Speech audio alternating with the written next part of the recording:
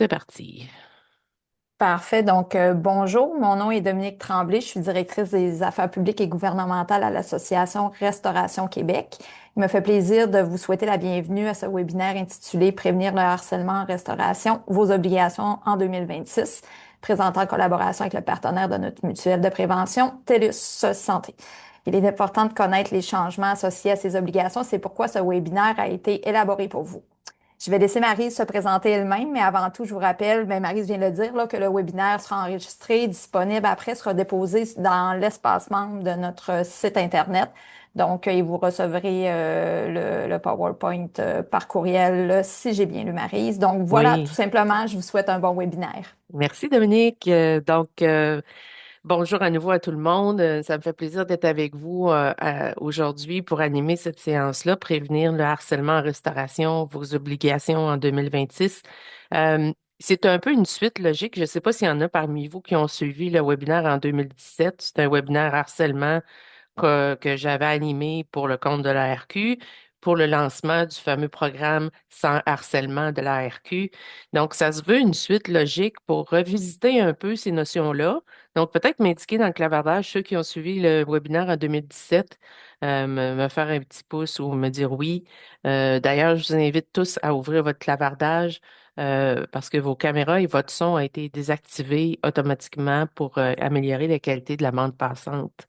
Donc, mon nom est Marie Desjardins. Je suis responsable de la formation en santé et sécurité au travail pour la division santé-sécurité de TELUS Santé. On est le partenaire de la RQ depuis un bon nombre d'années maintenant. On est très content d'être partenaire avec la RQ. Aujourd'hui, notre webinaire va porter sur les thèmes suivants. Donc, on va faire on va revisiter un peu le contexte. C'est quoi les changements de façon générale là, au système de la CNSST? Depuis 4 ans, la CNSST et le ministre M. Boulet nous occupent beaucoup avec beaucoup de changements dans le domaine du travail. Donc, on va faire un petit tour rapide des principaux articles qui sont maintenant en vigueur puis qui vous concernent, bien évidemment, comme tous les employeurs au Québec. On va revoir, notre focus va être mis davantage sur le harcèlement, mais j'ai pas le choix de vous parler justement de la violence aussi en milieu de travail. Donc, le reste du webinaire va être vraiment axé davantage sur le harcèlement. Donc, un retour sur l'admissibilité, l'identification des situations à risque.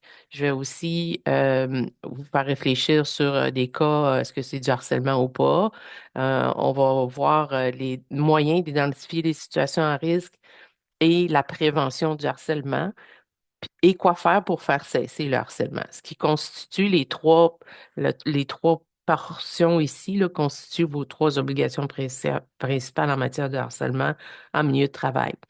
On va terminer avec une période de questions et aussi un lien vers les outils disponibles, là, les nombreux outils disponibles sur le site de l'association. Donc, gênez-vous pas en cours de route. Si vous avez des questions, des commentaires, je vous invite à ouvrir votre clavardage dès maintenant. Si vous avez des attentes particulières, je pourrais vous dire si ça concorde avec le contenu qu'on vous a préparé. Je pourrais répondre à vos questions en cours de route. Sinon, je vous reviendrai nécessairement à la fin. Et si c'est un cas très pointu, je dois d'abord vous mentionner que la présentation qu'on fait aujourd'hui n'est pas un avis juridique. Donc, ça se peut que si vous me posez une question trop focus sur un cas en particulier, que je vous dise, ben malheureusement, je ne pourrais pas répondre dans le cadre de ce webinaire-là, parce que je ne peux pas faire d'avis juridique dans le cadre du webinaire. Donc, si c'est le cas, je vous signalerai au passage. Mais l'ensemble de notre présentation est basé sur des décisions de tribunaux, des orientations de la CNSST. Donc, ça demeure quand même à jour en fonction de notre nouvelle réalité au Québec. Et justement, on va commencer par ça. On va regarder la question du contexte dans lequel on est présentement. Vous savez sans doute que depuis 3 ans, on a passé d'un régime, une énorme réforme de la CNSST et de son système de santé et sécurité au Québec. La CNSST nous a fait passer à travers un régime intérimaire qui a duré 3 ans. Maintenant, on est vraiment dans le régime, le nouveau régime permanent à la CNSST. Donc, on est dans une application complète de tout ce qui a été introduit comme changement dans les 3 dernières années. Au niveau des risques psychosociaux, parce qu'on va évidemment se focuser davantage sur ces thèmes-là aujourd'hui, les risques psychosociaux qui sont prioritaires pour la CNSST demeurent depuis 3 ans, le harcèlement, la violence et les événements potentiellement traumatisants, excusez. Donc, c'est les trois priorités sur lesquelles la CNSST veut qu'on se penche, bien sûr, dans la prochaine année et dans les années subséquentes, en particulier au niveau du harcèlement et de la violence, où il y a encore d'autres règlements qui vont venir se mettre à jour dans la prochaine année. Mais pour l'instant, on va faire le topo de la situation actuelle. Ce qui a changé depuis notre dernier webinaire, principalement, c'est que on a toujours l'obligation d'avoir une politique contre le harcèlement pour prévenir et agir contre le harcèlement. Cette obligation-là existe depuis 2019. La politique a été mise à jour avec un contenu obligatoire depuis septembre 2024. Et depuis octobre 2025, il y a une nouveauté qui a été introduite dans la loi sur la santé et sécurité au travail, c'est la violence à caractère sexuel. Donc, qui doit maintenant être incluse dans les risques psychosociaux au travail. Donc, ça, et depuis octobre 2025, la politique que vous devez avoir déjà en place, j'espère que vous avez tous en place une politique pour prévenir et faire cesser le harcèlement. Sinon, rassurez-vous, il y a des outils disponibles sur le site de l'association pour vous assister là-dedans. Mais votre politique à jour devra être incluse, doit être actuellement incluse dans votre programme de prévention en matière de santé et sécurité au travail. Donc, c'est ces deux nouveautés, un corps important de la réforme qui s'ajoute à nos obligations comme employeur. Par rapport à la violence, ben, je vais en aborder, mais vraiment de façon très superficielle parce que l'objectif principal, c'est de faire un retour sur le harcèlement principalement. Puis pour la seconde raison que il y a encore peu d'interprétation aussi de ces nouveaux articles de loi-là. Il n'y a pas beaucoup de cas de figure actuellement qu'on a constaté chez nos clients en mutuelle de prévention, par exemple. Donc, deux choses à retenir. Au niveau des nouveautés, il y a aussi, comme je vous le disais, la politique là, de l'employeur en matière de harcèlement doit aussi prévoir dans son contenu, comme je vous le disais depuis septembre 2024, des mesures pour la formation des employés, pour le processus d'enquête et pour assurer la confidentialité dans le cas d'un signalement, par exemple, ou d'une plainte d'un employé. C'est des éléments très important, puis sur lequel la CNSST insiste beaucoup.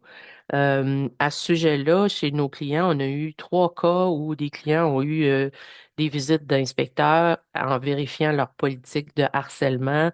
Ils ont signalé à ces employeurs-là que le processus d'enquête doit être bien fait, encadré, sécuritaire et confidentiel. Donc, ça commence à se concrétiser un petit peu plus sur le terrain, cette réforme-là. Évidemment, on va suivre ce que la CNSST va avoir comme orientation dans les prochains mois, les prochaines années. Mais la suite du webinaire, justement, va vous aider à valider vos pratiques actuelles, puis vous donner des outils peut-être pour vous mettre à niveau si ce n'est pas le cas. Et évidemment, l'association est là pour vous aider, vous supporter à répondre à vos questions par rapport à ça. Donc, j'espère qu'on va pouvoir répondre à l'ensemble de vos interrogations par rapport à ça. Quelques présentations d'articles, question de se remémorer un peu le contexte qui nous concerne. D'abord, en rapport avec le harcèlement, ça n'a pas changé, ça existe depuis très longtemps, l'obligation de faire de la prévention du harcèlement. Toute personne salariée a droit à un milieu de travail exempt de harcèlement psychologique. Donc ça, c'est le fondement de notre législation au Québec. Toute personne salariée, que ce soit un cadre, un employé, tous les individus à travers dans l'ensemble de l'établissement ont droit à un milieu de travail exempt de harcèlement et l'employeur doit prévenir et faire cesser. Je vous ai mis ces articles-là à titre de référence, bien sûr. Donc, l'employeur doit prendre les moyens nécessaires pour prévenir le harcèlement psychologique et lorsqu'une conduite est portée à sa connaissance, il doit la faire cesser. C'est très important, cette partie-là. On va voir tout à l'heure que, on ne peut pas se permettre de, excusez-moi l'expression, de faire l'autruche. Il faut agir dès que c'est porté à notre connaissance. Donc, ça, c'est les deux grandes obligations que vous avez et que vous devrez respecter, comme tous les employeurs au Québec d'ailleurs. Il doit adopter et rendre disponible à ses personnes salariées une politique de prévention du harcèlement et de traitement des plaintes, incluant entre autres un volet concernant les conduites qui se manifestent par des paroles, actes ou gestes à caractère sexuel. Cette base-là, au niveau du harcèlement, n'a pas changé. L'article est toujours le même. Toutes les personnes ou les individus à travers l'organisation sont protégés d'un milieu exemple de harcèlement. Et le délai est de 2 ans à partir de la dernière manifestation une personne pourrait avoir subi là, de harcèlement dans la dernière conduite identifiée comme étant du harcèlement selon la victime. Je veux quand même vous montrer les quelques notions importantes là, de la LSST qui ont été modifiées, la loi sur la santé et la sécurité au travail, euh, qui font partie des nouveautés au niveau de la violence en milieu de travail. Donc, l'article 51, qui est notre article général pour les employeurs au Québec, qui décrit l'obligation de l'employeur en matière de prévention des accidents de travail et des lésions professionnelles. Donc, l'employeur doit prendre les mesures pour assurer la protection du travailleur exposé dans son travail, sur les lieux de travail, à une situation de violence physique ou psychologique, incluant de la violence conjugale, familiale ou à caractère sexuel, et prendre toute autre mesure que peut déterminer un règlement pour prévenir et faire cesser une situation de violence à caractère sexuel. Vous remarquez le fil conducteur, la définition de violence et la responsabilité de l'employeur, comment c'est décrit dans cet article-là de la LSST, ça ressemble beaucoup à ce qu'on vient de lire pour la loi sur les normes du travail avec le principe de base au niveau de la prévention du harcèlement. Donc, dans les deux cas, la responsabilité est similaire. Donc, l'employeur doit prévenir et faire cesser ces situations-là. Une petite attention ici, dans le deuxième paragraphe, une situation de violence familiale. Dans le cas d'une violence conjugale ou familiale, l'employeur est tenu de prendre des mesures lorsqu'il sait ou devrait raisonnablement savoir que le travailleur est exposé à cette violence-là. Ce que ça veut dire ici, dans le contexte d'une violence conjugale ou familiale, conjugale, évidemment, c'est entre conjoints. Familiale, ce qu'on en comprend, c'est la cellule immédiate, là, enfants et membres de la famille du travailleur, de la travailleuse. Donc, quand c'est porté à notre connaissance, on doit intervenir pour offrir un support à la personne qui est exposée à ce type de violence-là dans votre milieu de travail. Donc, ça ne veut pas dire qu'il faut aller cogner à la porte de l'individu en question, loin de là. Mais au niveau de votre environnement de travail immédiat, dans le cadre de ses activités au travail, on doit lui fournir un support qui est adéquat. Donc, par exemple, un plan de sécurité incluant, par exemple, un accompagnement dans le transport, modifier son horaire de travail, changer son poste de téléphone. Donc, c'est des exemples de mesures de cette nature-là qui sont attendus avec cette responsabilité-là. Euh, L'autre article important, c'est la violence concernant la sexualité ou toutes sortes d'inconduites qui se manifestent notamment par des gestes, pratiques, paroles, comportements ou attitudes à connotation sexuelle non désirées, que se produisent à une seule occasion ou de manière répétée, ce qui inclut la violence relative à la diversité sexuelle et de genre. Pourquoi je vous lis cette définition-là? C'est que vous allez voir que des fois, la ligne est mince entre la violence et le harcèlement. Donc, la violence psychologique et le harcèlement psychologique, la ligne est mince entre, la frontière elle est mince entre les deux types d'événements. Mais il y a des critères, par contre, qui nous sont donnés dans la loi pour bien distinguer les deux.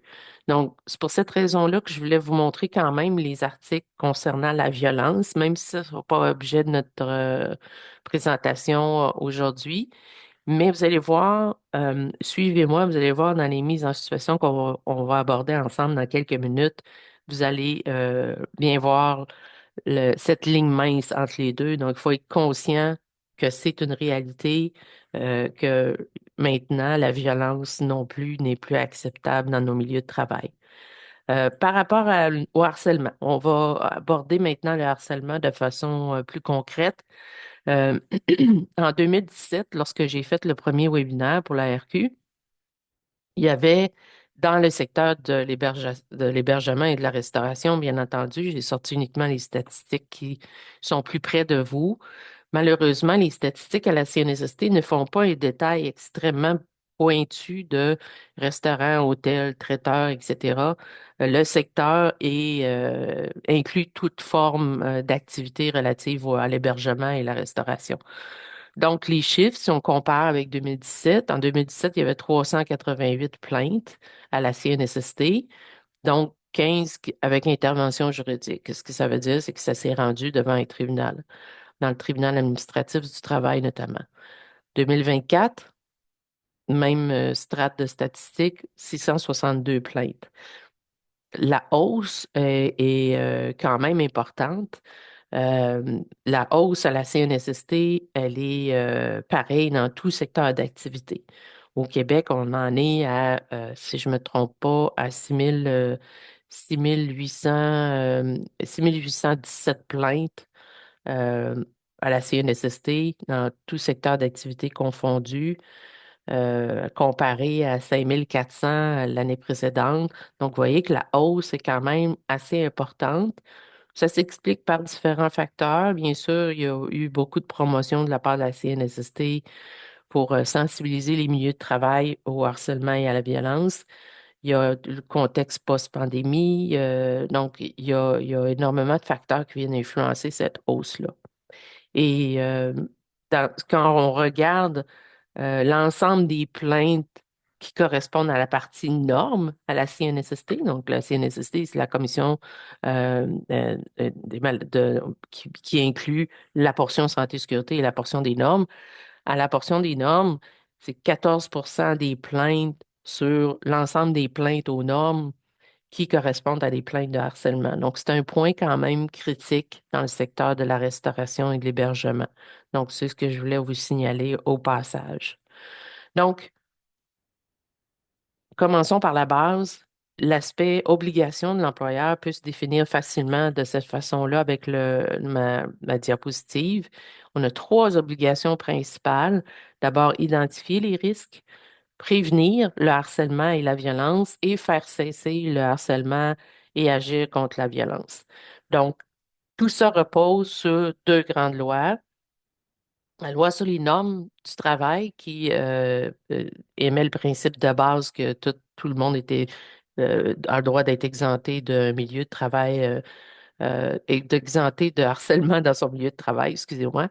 Et la loi sur la santé et sécurité au travail qui, elle, vient encadrer l'obligation de s'assurer que le milieu de travail est exempt de violence. Donc, c'est deux lois séparées, violence, LSST, harcèlement, loi sur les normes du travail. Donc, les définitions sont similaires, on va le voir dans quelques minutes, mais ce qu'il faut retenir, c'est les trois grands devoirs. Et ça correspond aussi avec la réforme, bien entendu. La grande réforme de la CNSST nous demande, avec le nouveau régime permanent, d'identifier nos risques psychosociaux et de les analyser en vue de trouver des solutions pour le prévenir et faire cesser. Donc, tout le corps des modifications se tient et est cohérent.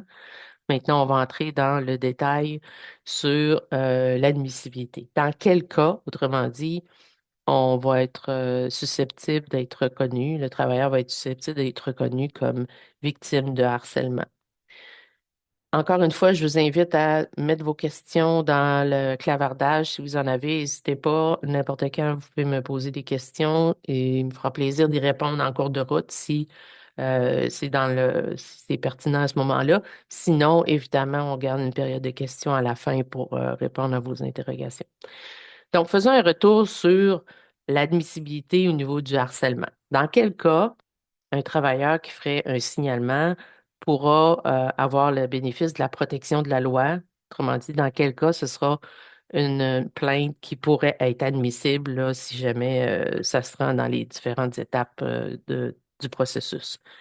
Donc, la définition de harcèlement, elle comprend 5 critères.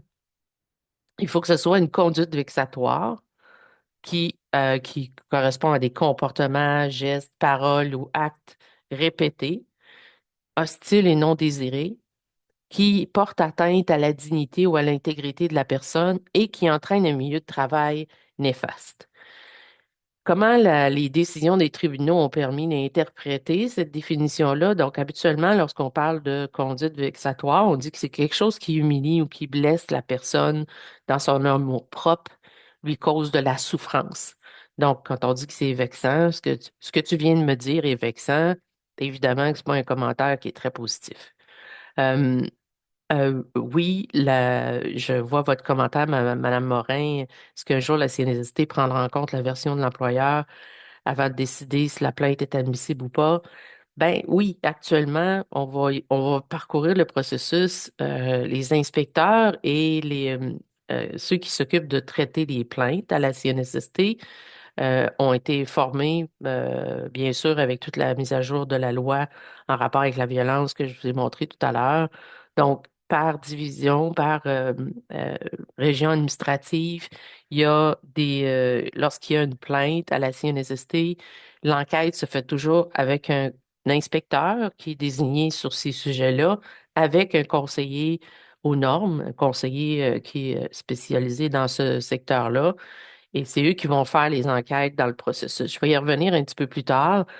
Euh, évidemment, ben, ils font leur possible pour interpréter en fonction des faits, mais oui, vous avez le droit d'avoir votre représentation.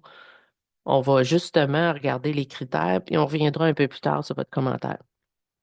Donc, on disait la conduite vexatoire, c'est une conduite qui humilie, qui blesse la personne dans son amour-propre et lui cause de la souffrance. Le deuxième critère, c'est qu'il faut que ce soit une accumulation. Donc, quand on dit le mot répété, habituellement, c'est un critère qui est facilement observable, hein. Ça fait plusieurs fois que la personne reçoit un commentaire désobligeant ou des remarques blessantes ou il y a une atteinte physique aussi. Ça pourrait être un geste comme être poussé dans un corridor.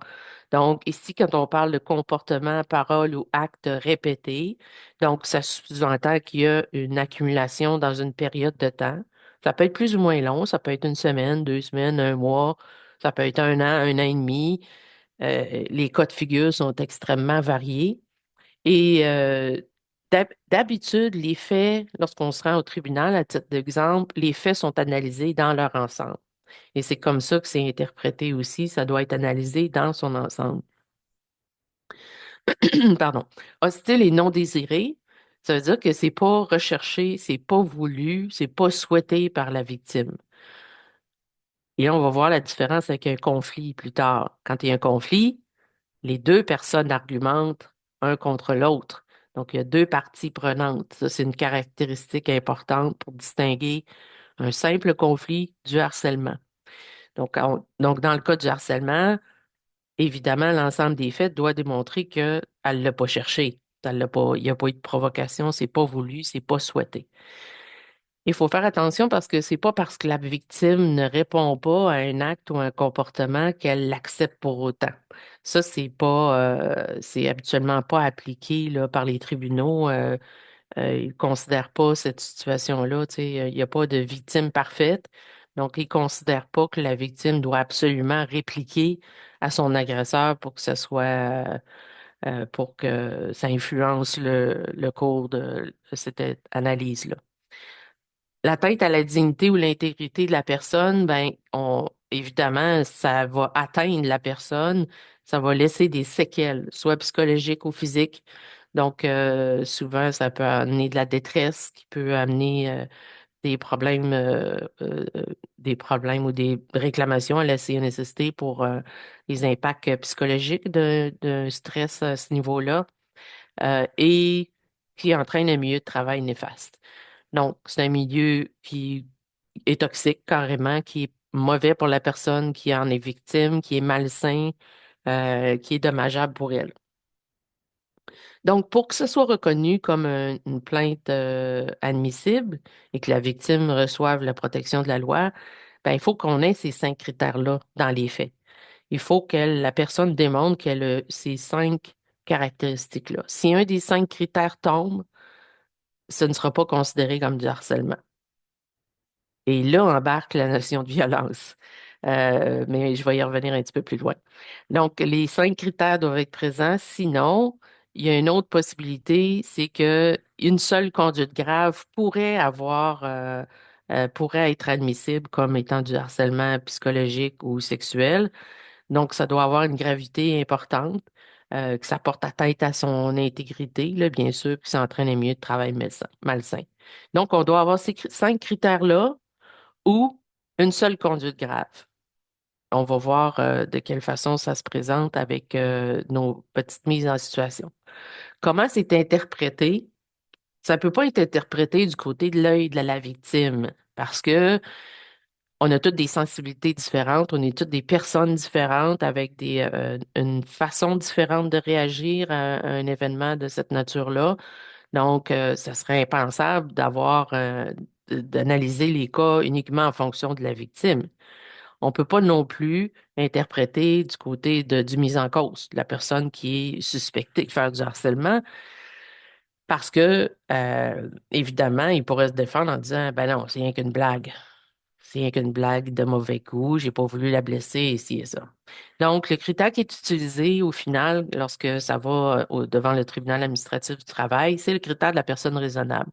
Et c'est comme ça qu'il faut analyser notre cas. Donc, à l'interne, s'il y a des gens dans la salle qui sont responsables d'appliquer la politique ou la procédure en cas de signalement, c'est cet critère-là qu'on devrait utiliser aussi pour définir est-ce que selon les informations qu'on a, selon les témoignages qu'on a recueillis, selon le signalement de la victime, est-ce que une personne raisonnable jugerait que ça correspond à ces 5 critères-là?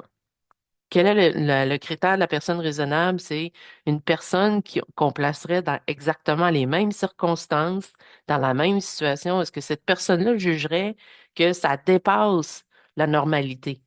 Hein, c'est un peu ça, que cette conduite-là est vraiment vexatoire, puis qu'elle jugerait que, dans les faits, ça dépasse ce qui est normalement accepté dans une situation de travail. C'est ça le critère de la personne raisonnable. Donc, on va faire quelques petites mises en situation. Je vais vous montrer des cas.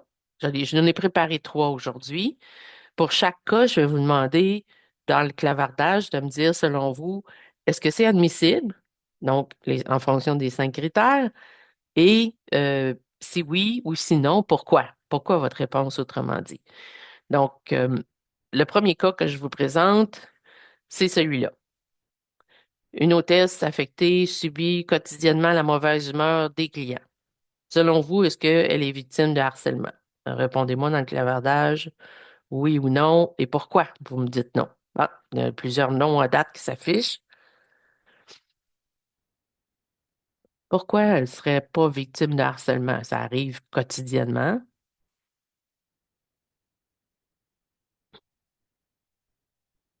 Pas mal tout le monde dit non. C'est une bonne réponse. Pourquoi non? On se rappelle nos 5 critères. Conduite vexatoire. Mauvaise humeur, c'est pas une attaque contre elle. Effectivement, Madame Mattia, il y a une conduite vexatoire, oui. C'est sûr que c'est pas agréable, la mauvaise humeur des clients, hein? Il y a personne qui aime ça. Mais il n'y a rien de tourné directement contre elle. Donc, il ne l'attaque pas personnellement, effectivement. On n'est pas responsable de l'humeur des clients, non. Mais on peut faire de la sensibilisation, par exemple. Donc ici, si je reviens, je vais vous prendre une copie de cette photo-là, de cet écran-là pour le partager dans le clavardage pour pouvoir continuer de. Je ne sais pas, non, je ne peux pas le partager, désolé. Donc, si on revient à notre définition, est-ce qu'il y a une conduite vexatoire? Oui, ça peut être blessant, un peu souffrant. C'est peut-être répété. C'est certainement hostile, mais est-ce que ça atteint la personne? Non, parce qu'il n'y a rien là-dedans qui la vise personnellement. Donc, si ce critère-là est pas présent, on ne peut pas dire que c'est une seule conduite grave non plus. Donc, vous voyez, le critère de l'atteinte à la dignité est souvent un des critères qui va parfois tomber plus facilement. Autrement dit, c'est ce critère-là qui est vraiment le plus important à regarder en premier. Est-ce qu'il y a une atteinte à la dignité de la personne, à son amour-propre, euh, est-ce que ça rend son milieu de travail, plus difficile? Quand on parle de dignité, là, puis d'intégrité, tu sais, si ça atteint son intégrité, ça veut dire que ça brise son équilibre à elle. Donc, c'est souvent un peu difficile à distinguer. Ça reste quand même des notions, un peu plus théoriques, mais habituellement, la dignité, ça fait référence à l'estime qu'on porte à une personne, la considération qu'on lui fait, le respect. Donc, c'est plus l'atteinte à son amour-propre, autrement dit. Donc, ici, il n'y a pas d'atteinte personnelle. Si un client, ce serait toujours le même client qui reviendrait semaine après semaine, tu sais, des clients réguliers, puis qui adresserait toujours des blagues à connotation sexuelle ou des blagues sur son physique, des blagues de mauvais goût, évidemment. Là, ce serait autre chose. On aurait la répétition, on aurait la caractère vexatoire, on aurait l'atteinte à sa dignité, le milieu de travail néfaste et évidemment, ce serait non désiré. Donc, on aurait les circonstances. On prend un autre genre de cas. C'est tous des cas vécus à travers ce que je vous présente. Une serveuse demande à son gérant à plusieurs reprises d'avoir des congés le mercredi de jour pour les 3 prochains mois. Elle préférait avoir son horaire de soir. Le gérant refuse catégoriquement de lui accorder. Ça fait 3 fois qu'elle demande. Il lui répond agressivement, non, je t'ai déjà dit que tu ne l'auras pas ton congé. Elle veut porter plainte pour harcèlement parce que son collègue plus âgé a eu l'horaire à sa place. Selon vous, est-ce qu'on rencontre les 5 critères ici? Dites-moi oui ou non et pourquoi dans le clavardage. Je vais attendre vos réponses. Hmm, bonne question. Plus âgé ou plus d'ancienneté? Ouais, c'est une bonne question. Mais tenons-nous-en au fait, on peut présumer qu'il y a plus d'expérience et plus d'ancienneté.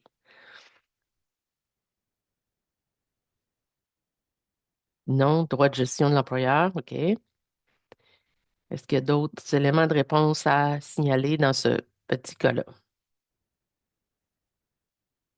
Il n'y a pas d'atteinte à sa dignité, effectivement.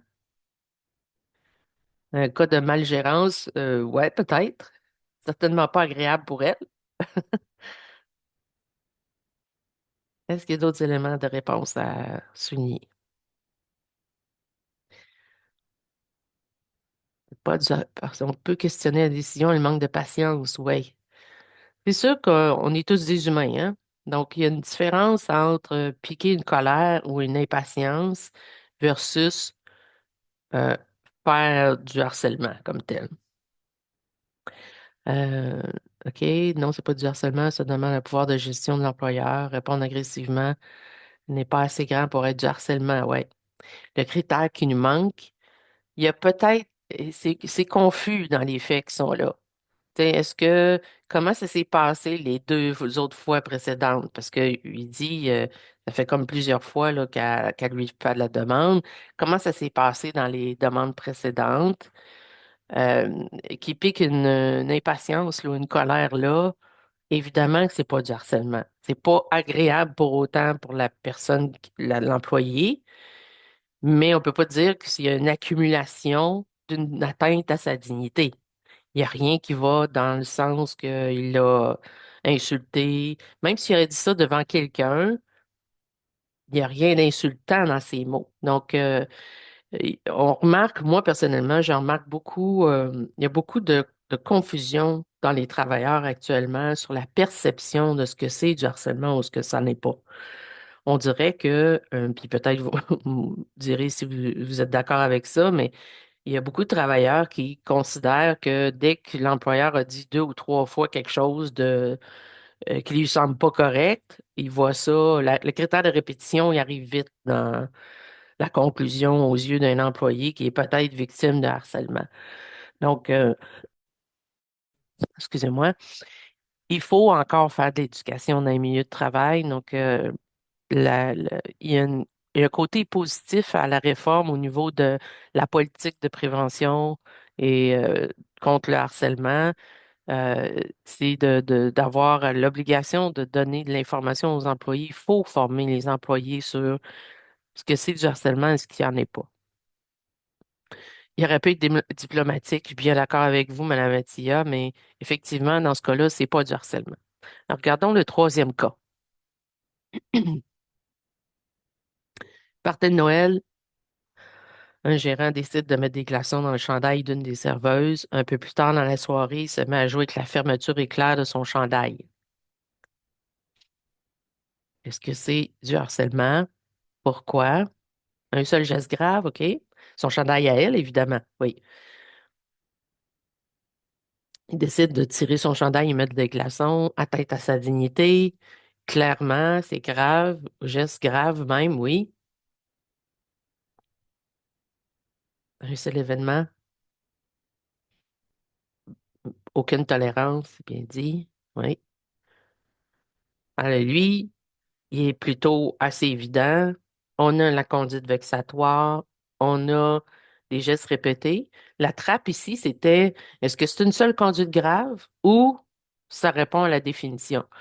Dans cet exemple-là, dans la décision, ça a été reconnu, bien, évidemment, comme une seule conduite grave.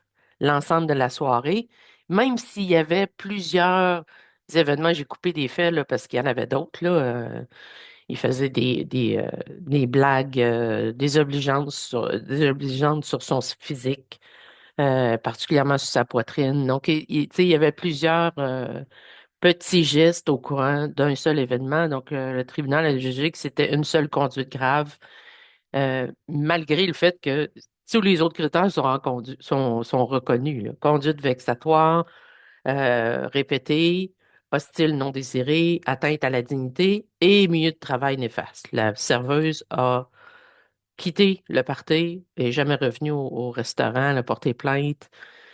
Dans ce cas-ci, la décision, si je me rappelle bien, je pense que l'employeur a dû payer quelque chose comme 50 000 $ de dommages matériels, dommages punitifs et moraux.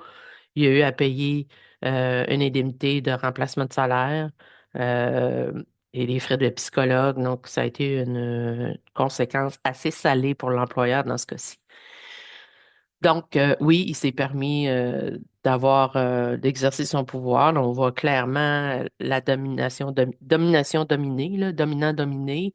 Et évidemment, le harcèlement sexuel fait partie, c'est presque de 37% des cas enregistrés à la CNSST. Donc, c'est quand même beaucoup de cas. La connotation sexuelle au harcèlement est très, très forte.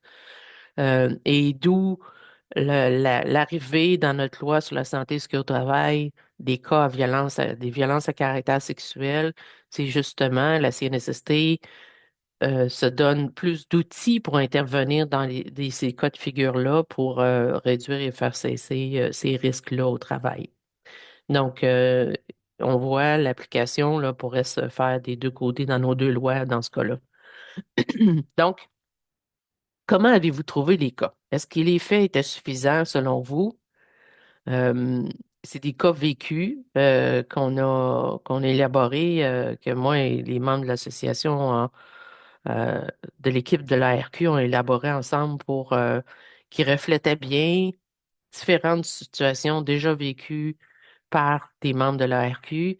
Donc, le fait qu'il y ait uniquement une ou deux phrases de décrites, ce que je veux vous montrer par là, c'est qu'il faut absolument qu'une enquête soit bien faite, bien documentée. On l'a vu avec notre exemple d'hôtesse. Tu sais, si on ajoutait d'autres faits, comme par exemple le même client à chaque semaine, là, on n'est plus dans l'hôtesse qui subit la mauvaise humeur des clients. Donc, la portion enquête, on va y arriver dans quelques minutes, la portion enquête pour documenter l'événement est archi importante parce que plus on a de faits, plus on a si on a des témoins, si on a des déclarations, si on a des captures d'écran vidéo, euh, tous les éléments qui permettraient de mettre la lumière sur une situation comme ça, Évidemment, plus on en a de l'information, plus ça va être facile d'analyser si oui ou non c'est un cas de harcèlement ou encore de violence, là, comme on a vu dans les deux définitions précédentes. Et évidemment, ça va vous permettre de prendre des actions rapides pour faire changer la situation, prévenir et faire cesser. Donc, voilà, je voulais vous montrer ces trois petits cas-là pour, en même temps, vous permettre de faire la distinction entre euh, le droit de gérance et les cas de harcèlement. C'est sûr que le gestionnaire demeure avec ses pouvoirs de gérance. Faut qu'il les fasse de façon correcte, par exemple. Donc, tu sais, le droit de gérance, il doit se faire de façon polie, respectueuse et se baser sur des faits. On veut changer quoi quand on fait de la gestion de personnel et qu'on fait, par exemple, de la discipline? Bon, on veut changer un comportement. On ne veut pas changer un individu. Ça, c'est une différence importante. Je reviens à votre question dans quelques minutes, Madame Pépin. Donc, le droit de gérance, ça concerne la discipline, la gestion des absences ou des présences dans le lieu de travail, donc l'attribution des vacances, par exemple, le choix des horaires. Donc, dans notre cas, la jeune qui demande un remplacement, ben, si le gérant détermine que la personne plus âgée, donc plus ancienne, a plus d'expérience pour son type de client, on peut pas dire qu'il est en train de faire du harcèlement basé sur de la discrimination. Parce qu'il y a aussi cet aspect-là. Les motifs de harcèlement peuvent être très différents. Ça peut être basé sur, évidemment, la violence, le harcèlement psychologique, le harcèlement à nature sexuelle. Ça peut être basé sur un critère discriminatoire. Grossesse, âge, orientation, race, etc. Donc, c'est des motifs qui peuvent aussi se présenter dans des cas réels. Donc, le droit de gérance porte sur tous ces aspects-là. euh, Se constitue pas du harcèlement, évidemment, si on vise à changer un comportement et non punir. C'est quelqu'un qui appliquerait pas la discipline de façon neutre et équitable pourrait peut-être se faire reprocher de faire du harcèlement. Donc, tu sais, par exemple, si on punit toujours plus fort une personne, ben, c'est comme un peu la tête de turc de l'équipe, ben là, évidemment, ça recommence à ressembler un peu plus à un comportement proche, plus proche de la définition. Tant que c'est respectueux, progressif et que ça repose sur des faits, puis des critères objectifs, on peut pas se faire reprocher de faire du harcèlement lorsqu'on fait de la discipline.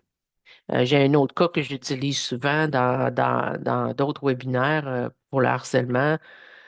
Travailleur qui se plaint que son employeur lui fait du harcèlement parce que il dit, ça fait 3 fois qu'il me regarde de travers quand j'arrive à mon bureau, tu sais. Est-ce que c'est du harcèlement? C'est bien sûr que si l'employeur pointe sa montre en disant t'es encore en retard ce matin, ça fait 3 fois que ça arrive, l'employé ne peut pas prétendre qu'il est victime de harcèlement s'il ne respecte pas lui-même ses obligations en vertu de son contrat de travail. Donc, là aussi, encore une fois, c'est du droit de gérance, condition que ça demeure poli et respectueux. Dans le même cas, si l'employeur tape sur sa montre et en plus il crie devant tout le monde que c'est un lâche, c'est un paresseux, qui est pas bon, qui n'est jamais capable de respecter les règles, là, on commence à se rapprocher plus de la définition de harcèlement. Donc, vous voyez, je vous ai fait jouer à la personne raisonnable, placée dans les circonstances, avec les faits que vous aviez. Vous deviez me dire si les 5 critères sont là.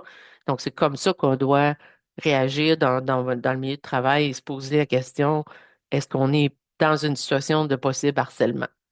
Madame Pépin, vous dites à quel point les employeurs sont responsables des comportements déplacés des clients. Ben, faut se rappeler que euh, notre obligation légale, c'est l'employeur qui l'a. L'employeur doit identifier les risques, les prévenir et les faire cesser. Et la source du harcèlement, ça peut être n'importe qui. Ça peut être à l'interne, comme ça peut être à l'externe. Donc, dans votre cas, effectivement, ça peut être les clients, ça peut venir d'un fournisseur, un livreur, par exemple, de marchandises.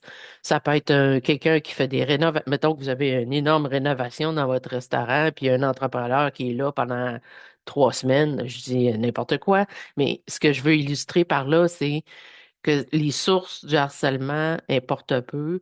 L'employeur doit protéger son équipe de toute source, de toute personne.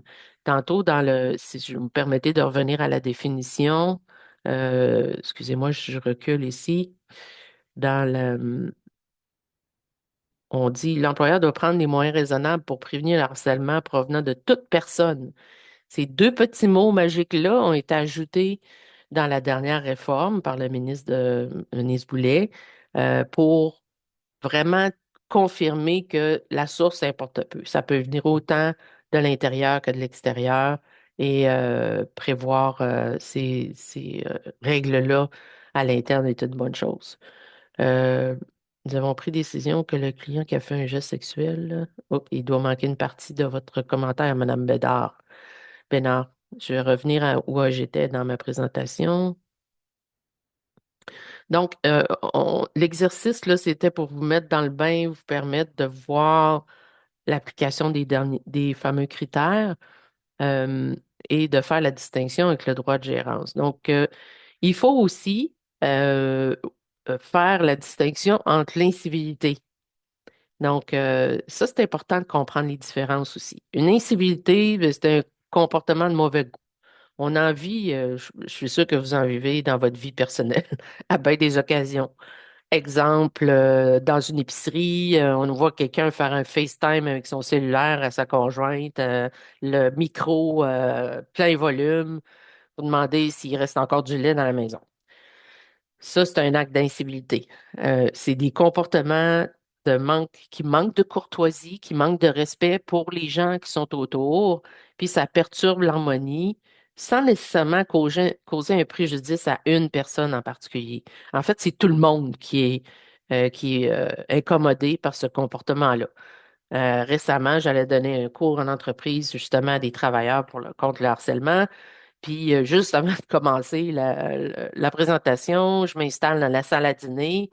Puis dans le fond de la salle à dîner, il y a quelqu'un qui regarde des vidéos YouTube, mais avec le volume, plein volume. Quelqu'un rentre dans la salle, le regarde, puis lève les yeux au ciel. Les deux font de l'incivilité. Un qui écoute son vidéo YouTube à plein volume et l'autre qui lève les yeux au ciel sans intervenir. Donc, des comportements qui sont peut-être un peu plus asociaux, là, qu'on appelle, qui sont pas tournés vers l'individu ou ses caractéristiques. Il faut aussi distinguer le conflit et la dispute, hein, parce que des fois, deux personnes qui se chicanent, on pourrait dire, ben, il y a peut-être quelque chose qui ressemble à du harcèlement, surtout si c'est un conflit qui perdure dans le temps, il se répète dans le temps. Donc, j'ai un cas, justement, un cas de figure dans un restaurant, justement. Il y avait un conflit ouvert entre c'était un restaurant de restauration rapide, conflit ouvert entre le responsable de la cuisine puis la responsable des caisses et de la salle à dîner. Puis il y avait un conflit ouvert sur le partage des pouvoirs. Vous savez, la fameuse petite boîte à côté de la caisse où les pourboires sont déposés par les clients. Ce conflit-là a perduré dans le temps sur une période de 5, 6 mois. Puis dans les faits, le tribunal a décidé, ben non, c'est pas du harcèlement. C'est pas du harcèlement. Il n'y a pas de relation de dominant-dominé. C'est deux personnes qui prennent part au conflit.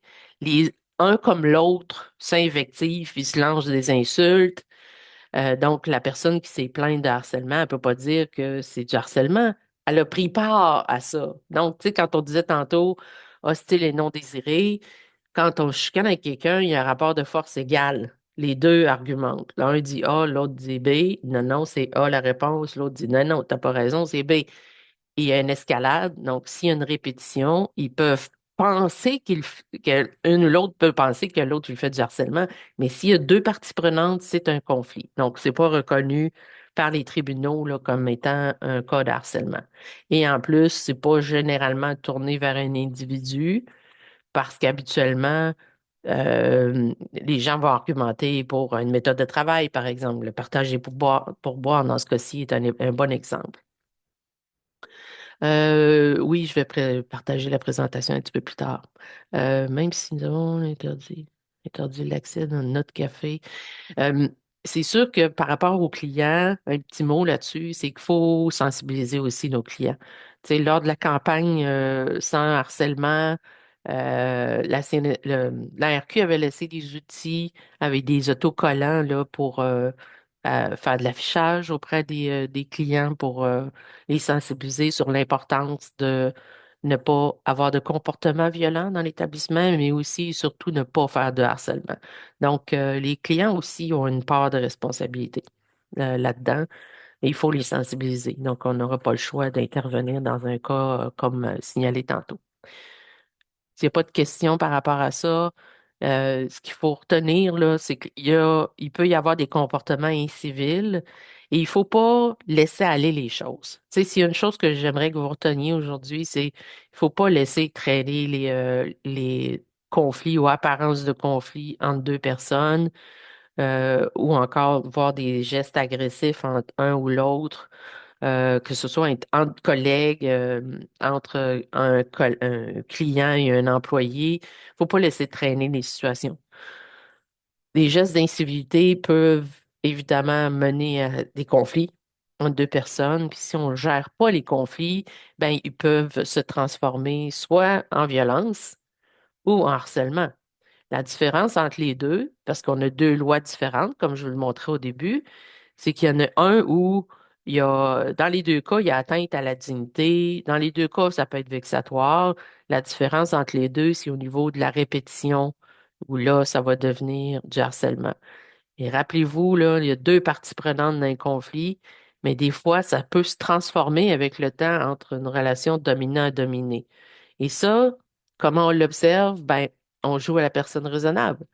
On se place dans la situation, on regarde l'ensemble des faits, l'ensemble des informations qu'on a, et c'est à partir de ça qu'on va essayer, tenter de trancher est-ce que c'est un cas d'harcèlement ou pas. En cas de conflit ou de dispute, quel est le droit de l'employeur pour gérer le conflit? Jusqu'où l'employeur peut aller? Ben, c'est justement, on va arriver dans les prochaines diapos, on va parler d'identification et mesures de prévention. À partir du moment où c'est porté à votre connaissance, il faut agir. On ne peut plus se permettre de jouer à l'autruche. Pourquoi? Parce que si jamais il y a une plainte qui se fait et que ça se rend jusqu'au tribunal administratif du travail, il faut être capable de montrer qu'on a fait notre job comme employeur. On a mis les moyens raisonnables pour régler la situation. Donc, c'est vraiment ce qu'il faut faire. Il faut réagir et on va voir avec les différentes mesures là, que je vais vous présenter dans quelques minutes comment on peut prévenir ces situations-là. Mais c'est sûr qu'il va falloir travailler sur la gestion de conflits. Et je remarque de plus en plus qu'on adresse les cas de respect et de civilité à l'intérieur même des politiques de prévention de harcèlement ou de violence. Dans notre modèle, à titre d'exemple, ceux sont clients mutuels chez nous, vous avez peut-être utilisé notre modèle de politique et de procédure. On a mis les deux dans la même politique, la violence et le harcèlement, et on s'est assuré, entre autres, d'inclure certains clients ont même libellé que la tolérance zéro, ça s'adresse autant à la violence et au harcèlement. Et ils ont inclus des valeurs de respect, de civilité à respecter, à mettre en application tous les jours. D'ailleurs, je viens de déposer une formation en ligne pour le respect et la civilité. Il faut travailler en amont, autrement dit, pour essayer de pas se rendre dans les enquêtes et devant le tribunal, évidemment. Quand c'est toujours mieux de régler dès les premières minutes que ça se produit, d'intervenir là, plutôt que laisser traîner les choses puis se ramasser au bout de la ligne avec des dommages moraux importants à payer. Euh, donc, on va aller justement dans l'identification et la prévention avant de regarder les différents outils. Là, à la fin, je vais vous montrer les différents outils qui sont disponibles pour vous. Là, rassurez-vous, vous êtes pas complètement démunis par rapport à ça. Puis je suis sûre que vous avez déjà en place des moyens ou des solutions pour essayer de régler ou de gérer ce type de situation-là. Donc, tantôt, on parlait dans la fameuse réforme que euh, dans en matière de risques psychosociaux, l'employeur, il doit identifier les risques qui sont susceptibles d'entraîner de la violence, du harcèlement et ou un événement potentiellement traumatisant. Donc, il va falloir nécessairement qu'on se pose la question, est-ce que moi, dans mon équipe, dans mon restaurant, est-ce qu'il y a des situations qui peuvent être à risque? Tu sais, êtes-vous en mesure, dans le clavardage, de me donner des indices qui vous laisseraient présager que quelqu'un dans votre équipe pourrait vivre du harcèlement? De quelle façon on peut observer notre équipe de travail puis détecter ces risques-là? Y a-t-il des indices qui vous laisseraient croire que quelqu'un dans votre équipe est peut-être dans une position difficile? Donnez-moi des exemples dans le clavardage de ce genre de situation potentielle de violence ou de harcèlement, là. J'ai tendance à les mettre dans le même panier, désolé, mais je vous laisse me donner quelques exemples.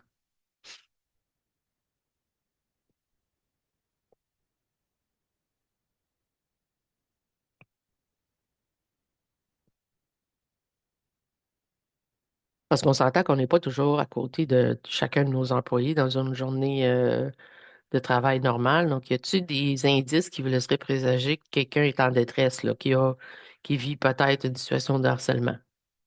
Changement d'attitude, oui. Commérage, ah oui. Les rumeurs, oui. Et les employés de cuisine qui harcèlent les serveuses.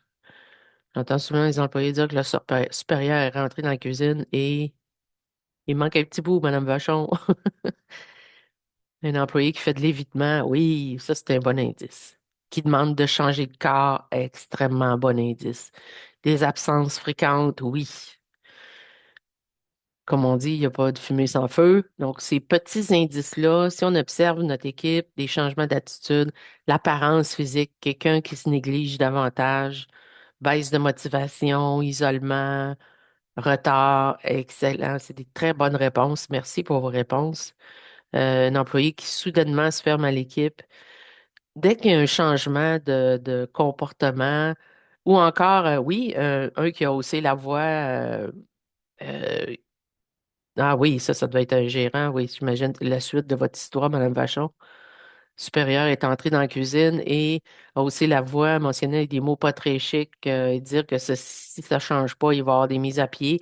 Oh là là, oui, faut faire attention. Je vais revenir un petit peu plus tard avec le cas d'un gestionnaire autoritaire, justement, dans une cuisine. Un autre cas que j'ai relevé des décisions de tribunaux. Je vais y revenir un petit peu plus tard. Excellents exemples. Merci pour vos commentaires.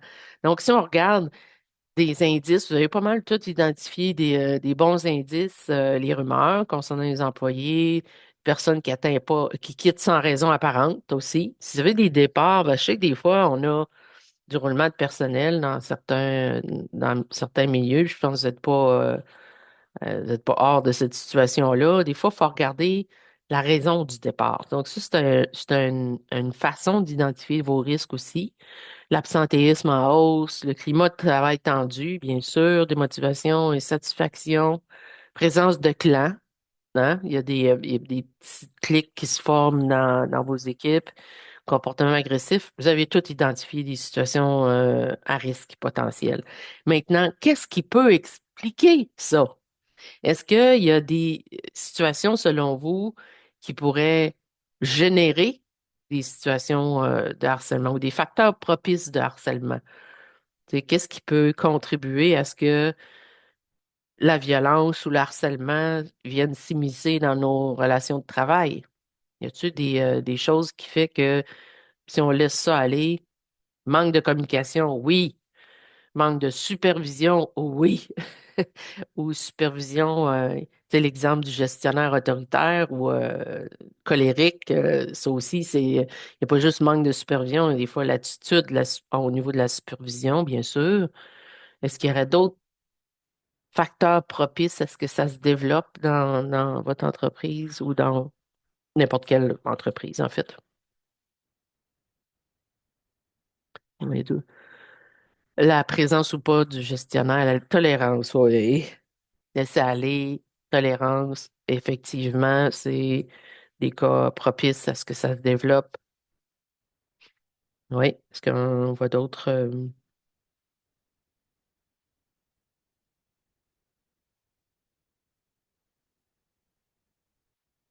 J'ai un cas justement dans un restaurant, euh, un chef cuisinier qui avait un ton cassant, colérique, et qui crie tout le temps, qui insulte, qui est désobligeant, puis ça envers un employé, mais devant tout le monde, qui lui fait de la pression constante. Donc ça, c'est un cas typique de harcèlement d'un gestionnaire envers un employé. Donc effectivement, ça correspond aux critères qu'on a vus tantôt. Donc les facteurs propices, vous en avez identifié plusieurs. Un qui est important, c'est les valeurs déficientes ou inconnues. J'ai vu des cas de harcèlement, entre autres dans le secteur de la restauration. Il y avait un traiteur, je pense, euh, qui avait fait, qui se défendait devant le tribunal en disant, ouais, ben j'ai appliqué une politique là, j'ai affiché ça partout, dans la cuisine, dans la chambre, les casiers aussi. Donc, j'ai fait ma job. C'est pas suffisant. Les valeurs, il faut les vivre. Faut pas juste afficher ou, comme je dis tout le temps, piner une feuille sur le mur, là. C'est pas ça, la prévention, du harcèlement. Il faut qu'il y ait des valeurs qui sont choisies, puis qui sont respectées, puis qu'on les applique. Les bobines, les bottines doivent suivre les bobines. Voyons, les babines, comme on dit en beau québécois. J'ai massacré le proverbe, mais vous m'avez bien compris. Donc, il faut être crédible et cohérent. Donc, si on n'applique pas ces valeurs-là, ben, ça peut pas fonctionner non plus. Donc, il faut qu'il y ait des valeurs, comme, par exemple, les valeurs de respect, de civilité que je vous mentionnais tantôt, qui est important d'intégrer dans la politique, puis la tolérance zéro aussi. Il faut que le message soit clair auprès des gens. Le manque de respect, si c'est pas géré non plus, les rivalités perceptibles ou les conflits non gérés, la compétition. Des fois, il peut y avoir des situations où il y a comme une espèce de climat de compétition qui s'installe. On le voit peut-être plus dans d'autres secteurs d'activité, mais peut-être que vous me direz si ça s'applique chez vous dans votre secteur d'activité. L'absence de communication, leadership inadéquat. Donc, vous voyez, les tâches aussi, ça aussi, c'est un élément hyper important. Les définitions de tâches, les objectifs, s'ils sont ambigus, la charge de travail, les moyens, s'ils ne sont pas disponibles, c'est comme pas donner de formation ou encore pas donner les outils pour faire le travail ou encore euh, donner toujours la charge plus élevée à une personne plutôt qu'à une autre. Ça, c'est des facteurs propices à ce que ça soit perçu comme du harcèlement. Donc, sans vouloir être sexiste, un milieu d'hommes et peu de femmes, hmm, si les valeurs sont là, ça devrait pas être un problème. Tu sais, oui, c'est sûr que il peut y avoir des milieux à prédominance masculine et les pauvres femmes peuvent être plus victimes de commentaires, mais encore là, il faut qu'on positionne vraiment quelles sont les valeurs qu'on veut faire respecter dans notre organisation, puis les appliquer. Hein. Donc, il y a ce genre de sexisme-là qui existe, ben, c'est peut-être qu'il faudrait regarder au niveau de l'information ou de la diffusion de vos valeurs, qu'est-ce qu'on peut faire pour corriger le tir, pour les rendre plus évidentes. Il y a des moyens d'identifier les situations de risque en harcèlement et violence. Puis ce qu'on recommande souvent à nos clients, c'est soit, par exemple, les sondages auprès des employés, ça peut se faire de façon confidentielle, par écrit, ou encore dans des pauses de sécurité, dans des réunions avec l'équipe, aborder la question, est-ce qu'on est à risque d'avoir des situations de harcèlement, tu sais, de façon générale. D'où ça peut provenir? De quelle façon on peut les observer? Donc, évidemment, chaque méthode, ça va dépendre de votre culture actuelle. Tu sais, c'est quoi que vous avez quel genre d'activité que vous avez habitude de faire avec vos employés pour essayer de régler des situations problématiques. Donc, on pourrait appliquer les mêmes méthodes pour identifier les risques psychosociaux. Donc, sondage, c'est populaire, réunion. Ça peut être aussi de faire travailler le comité parce que normalement, si vous êtes plus de 20 employés, là, je ne sais pas, je connais pas toutes vos entreprises à l'intérieur de notre groupe d'aujourd'hui, mais si vous avez plus de 20 employés, vous devez avoir un comité de santé et sécurité. Donc, la job du comité, c'est de justement de vous aider au niveau de la prévention. On pourrait donner au comité le mandat d'identifier les risques et les facteurs de risque psychosociaux.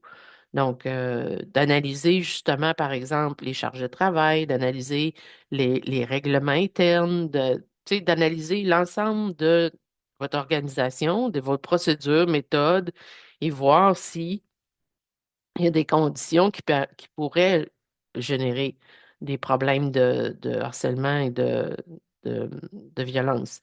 Euh, Plus vos méthodes et vos procédures vont être claires, moins il y a de risques que des situations se produisent. Tu sais, quand on fait preuve d'équité, par exemple, dans l'application des procédures ou des méthodes, ça aussi, ça va influencer beaucoup.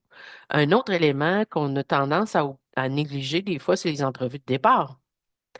Pourquoi la personne s'en va? Donc, il y avait sûrement plein de raisons, mais est-ce qu'il y en a qui sont liées à la présence de risques psychosociaux? Ça, c'est une bonne question à poser. Ça implique évidemment de mettre un peu d'énergie là-dessus, mais je vous garantis que si on met plus d'énergie en amont, on réduit les chances d'être pris au dépourvu si jamais il y a une plainte en harcèlement qui est faite ou en violence.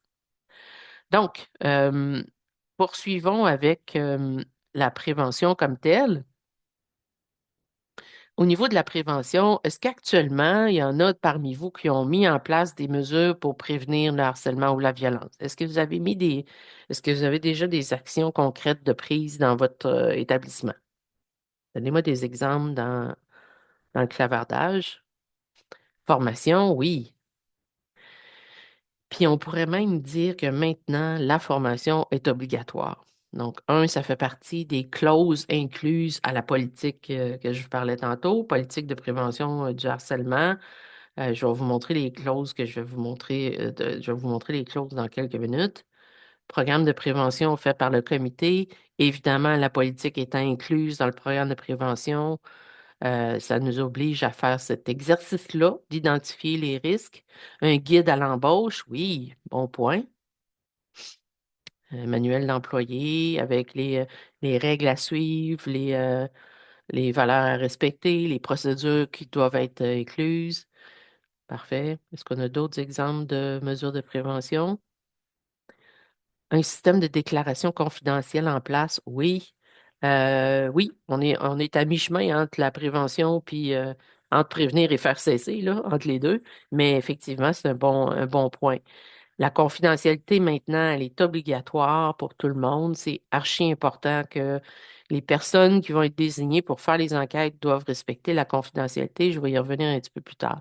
Formation obligatoire, diffusion de la politique, sensibilisation des employés gestionnaires, c'est parfait.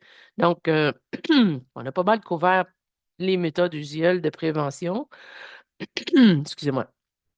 Donc, au niveau organisationnel, ben, c'est sûr que la politique, procédure, on en a parlé, c'est obligatoire. Promouvoir le respect, la courtoisie, on en a parlé tout à l'heure. Faire des activités de sensibilisation et de formation. Dans tous les cas que j'ai lus, dans le domaine de la restauration, aussi dans les décisions des tribunaux, il n'y a pas d'article dans la loi qui dit quel est le contenu de la formation qui doit être donné aux employés, mais il faut qu'on fasse de la formation. Ça, c'est clair, le principe est reconnu. Euh, et bon, il n'y a pas d'article qui dit exactement c'est quoi les thèmes qu'on doit aborder, mais nécessairement, il faut qu'on fasse quelque chose pour sensibiliser les employés en donnant, par exemple, des exemples de ce qui est du harcèlement, ce qui n'en est pas, ce qui est de la violence dans le milieu de travail, ce qui est inacceptable et les procédures à suivre si jamais la personne veut faire un signalement à l'interne. Et les ressources disponibles aussi. Quand on parlait de la violence conjugale tout à l'heure, normalement, votre politique devrait aussi inclure des références à des organismes dans la région où vous êtes établi, comme des groupes de femmes. Malheureusement, c'est davantage des femmes qui sont victimes de violences conjugales que des hommes. Et il faut aussi avoir un mécanisme pour gérer les conflits. Soit que s'il y a des conflits, vous pouvez faire suivre des formations sur la gestion de conflits, vous pouvez faire de la médiation entre les personnes. ou encore demander à quelqu'un de l'externe de venir faire de la médiation aussi. Ça dépend évidemment de vos moyens, de votre budget, bien entendu, mais il y a moyen de s'en sortir par rapport à ça. Et de faire la revue de vos pratiques de gestion. Les règlements, le règlement disciplinaire, le règlement de santé et sécurité, les méthodes de travail, les règles au niveau des absences et des présences, tu sais, l'attribution des congés, de quelle façon ça se fait, l'attribution des pourboires. Plus on a de la clarté dans notre système pour gérer les employés, moins on s'expose à des problèmes à ces niveaux-là. Justement, la politique procédure, ben, il doit y avoir les objectifs poursuivis, les définitions d'harcèlement, l'exercice du droit de gérance, les distinctions entre ces situations-là, le rôle et responsabilités de tous. Mais ce qui était ajouté est obligatoire. Donc, si votre politique n'est pas à jour, je vous invite à aller chercher le modèle de la CNSST ou encore de contacter votre conseiller, si vous êtes membre de mutuelle, on peut vous assister là-dessus. Sinon, le modèle de la CNSST est disponible sur le site. La CNSST remplit toutes les conditions obligatoires.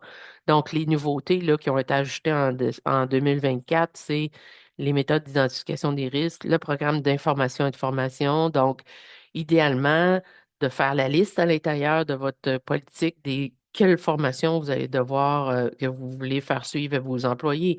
Ça peut être la formation carrément contre le harcèlement, ça peut être des formations au sujet de la violence, ça peut être des formations sur le respect et la civilité.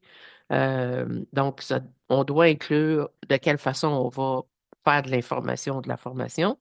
Le code d'éthique sur les activités sociales aussi est obligatoire. Donc, on doit prévoir des règles sur les comportements acceptables ou pas dans les activités d'équipe. Modalité pour le signalement de la plainte, c'est une clause obligatoire. La protection contre les représailles, c'est qu'on doit s'assurer que quand quelqu'un nous fait un signalement, il est strictement interdit de lui faire de la discipline. Et il y a une protection contre les témoins qui doit être faite. Et évidemment, avec la confidentialité, ça va aider beaucoup. Processus de prise en charge du harcèlement et du processus d'enquête. Euh, on va y arriver plus tard dans l'enquête. Ce qui est important, c'est d'avoir des personnes désignées qui sont neutres et qui n'ont pas de conflit d'intérêts ou de relations personnelles avec d'autres employés. Idéalement, des personnes qui sont relativement neutres dans un cas d'application ou de signalement d'un employé contre un autre. Il faudra s'assurer qu'il n'y a pas de conflit d'intérêts, sinon l'enquête ne sera pas crédible puis vous risquez de vous faire taper sur les doigts comme employeur. On va y revenir un petit peu plus tard. Donc, des activités courantes, là, on les a pas mal toutes couvertes tout à l'heure. Donc, les réunions d'équipe, l'affichage, la relecture annuelle. Pour avoir discuté avec des inspecteurs dans les 2 derniers mois à quelques reprises, ça, c'est quelque chose à laquelle ils sont sensibles. Des inspecteurs qui sont intervenus chez certains de nos clients mutuels. Ici, ce sont les genres de recommandations qui peuvent être incluses dans une intervention d'un inspecteur. Donc, ils peuvent suggérer une relecture annuelle de la politique, faire un plan d'action avec quelques facteurs de risque qui peuvent être traités durant l'année. Euh, donc, qu'on mette à jour, par exemple, la politique, ça pourrait être de refaire une séance d'information. C'est ce genre d'actions-là qui peuvent être prises dans un plan d'action annuel. Euh, il y a des facteurs de risque qui sont utilisés par les inspecteurs de la CNSST pour identifier les risques psychosociaux. J'en aborderai pas aujourd'hui, mais je pourrais vous donner des liens en référence si jamais ça vous intéresse. Mais il y a des facteurs de risque comme la charge de travail, le soutien entre collègues, le soutien du superviseur. Donc, l'équité procédurale. Donc, c'est ces genres de conditions-là qui peuvent aider à réduire le harcèlement ou contribuer à en développer davantage. Donc, ça peut influencer positivement ou négativement, là, dépendamment de la lecture qu'on fait de ces facteurs de risque-là. Comme on le disait tantôt, le comité peut se faire un beau projet annuellement là, pour analyser ce qu'on a, ces facteurs de risque-là à l'interne. Et je pourrais vous partager les liens vers les guides préparés par la CNSST pour ces 5 facteurs-là de risques psychosociaux. C'est des listes de questionnaires, ça a 2 pages chacun, donc il y a 5 petits guides là, à 2, 3 pages chacun. Ça pourrait être un outil intéressant à utiliser en réunion de comité pour justement travailler en amont. Est-ce qu'on a des conditions qu'il faudrait travailler pour réduire les risques de harcèlement ou de violence? Au niveau des pratiques, des bonnes pratiques de gestion, ben, ça va se répéter un peu ce qu'on va dire ici. Ben, gestion des conflits, faire en sorte qu'on est équitable dans la gradation des sanctions. Tu sais, on ne doit pas donner 2 fois la même punition pour une même offense. On doit être équitable aussi dans la sévérité de notre discipline, hein. On ne peut pas être plus sévère de un contre un et moins contre l'autre. Il faut vraiment appuyer notre discipline sur des faits, puis sur les bonnes méthodes reconnues en droit du travail.